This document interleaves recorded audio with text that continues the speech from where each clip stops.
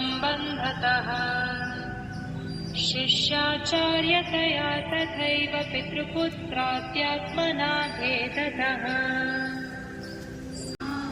सर्वभावेन भारत इति गुह्यतमं शास्त्रम् इदमुक्तं मया नघ एतद्बुद्ध्वा बुद्धिमान् स्यात् कृतकृत्यश्च भारत। ॐ तत्सत् इति श्रीमद्भगवद्गीतासु उपनिषत्सु ब्रह्मविद्या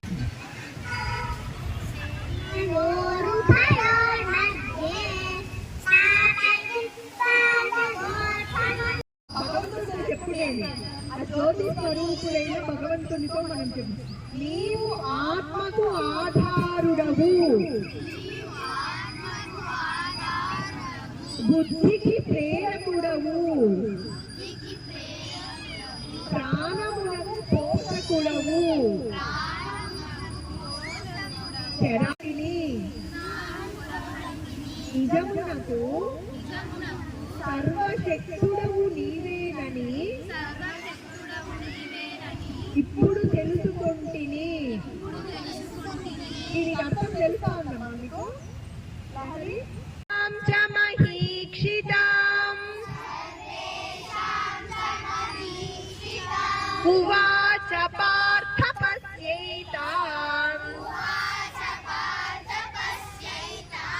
సమవేతాన్ కురూనితి.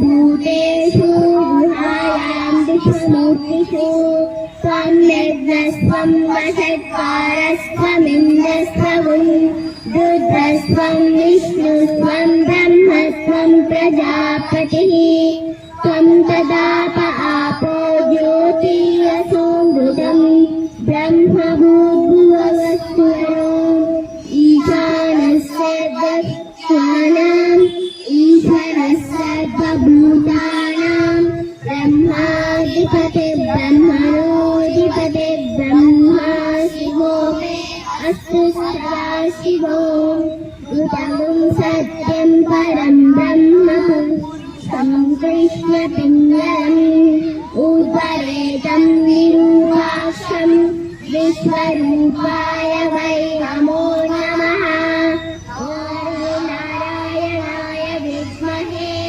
वासुदेवाय धीमहि तन्नो विष्णुः प्रचोदयात्। ॐ तत्पुरुषाय विद्महे महादेवाय